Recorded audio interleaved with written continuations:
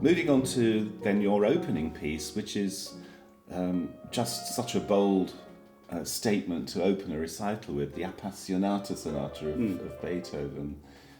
My goodness, this was a barnstorming performance. It's a lot of fun. You didn't keep anything away from us, did you?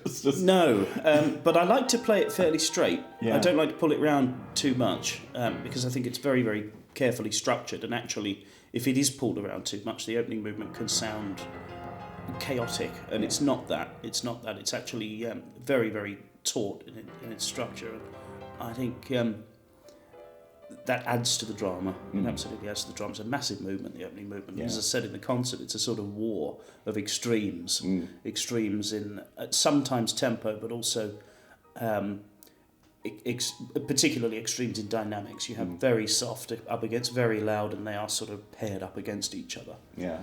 I was struck by the clarity of the performance. Actually, everything was crystal clear. However many notes you were having to somehow execute, and that lovely slow movement, that complete contrast, that poignancy was terrific, I thought.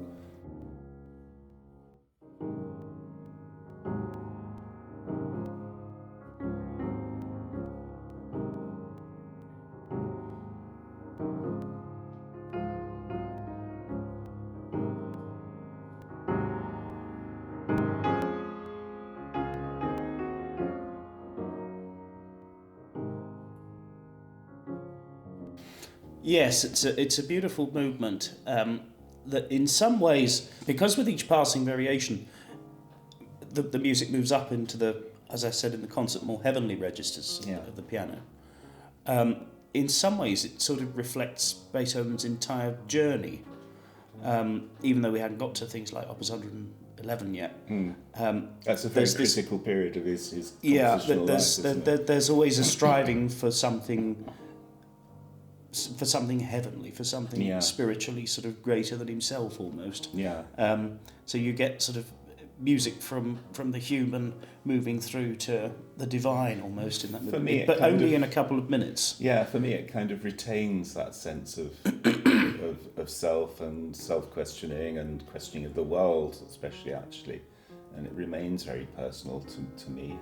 But yes, there is this celestial quality as well. And it's also got this amazing thing of developing into an incredibly beautiful movement. Yes. Without an opening melody as such. Yes. It's just a chord progression really. There's nothing really going on in the melody. Yeah.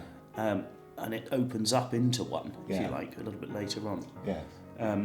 Just a sense of resonances in the air in those sorts of Beethoven moments. It happens a lot in the later, especially in quartets. I think what sonatas as well. Yeah. And strangely enough, the last movement, which has some incredibly fiendish things in. Technically, it's a very virtuosic movement. Yeah, you're telling me. It's actually the easiest. Musically, it's the easiest. Yeah. It's the easiest to make. You can just sort of, wind it up and let it go. Yeah. Kind of thing. And all you've got to do is be careful that the last couple of pages don't spiral out of control altogether. Yeah.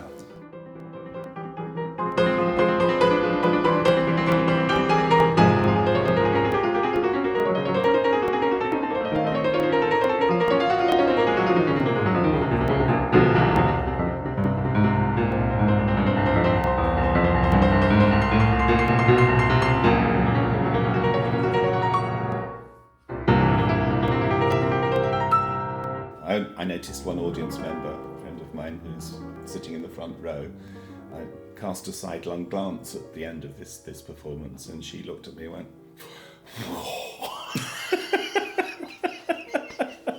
I heard somebody in one of my audiences once say, "God blimey." That's true. And the other one was at the very, very end of the first movement, when you have the da-da-da-dum, the final chaotic, couple of pages. There's a huge pause before that.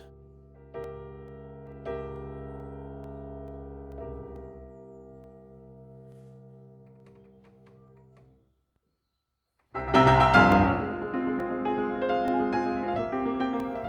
of a sudden I heard somebody say, not yesterday, but in a concert earlier this year, somebody said, "You all right, mate?"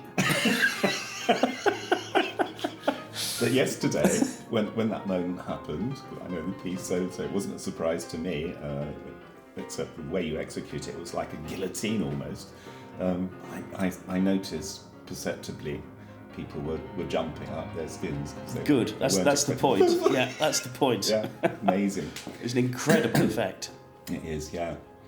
And that piece, of course, is also about sort of world events, politics, war. Yes, Napoleon was certainly sticking his oar in Austria. I don't think he officially invaded until 1809, but he was already occupying Vienna in November 1805, and Beethoven felt a deep sense of betrayal, I think, from his great hero. Famously, yeah. But also, at this time he was just in absolute turmoil over his deafness, and which I think it might have something to do with the dynamic extremes in the piece. Yeah.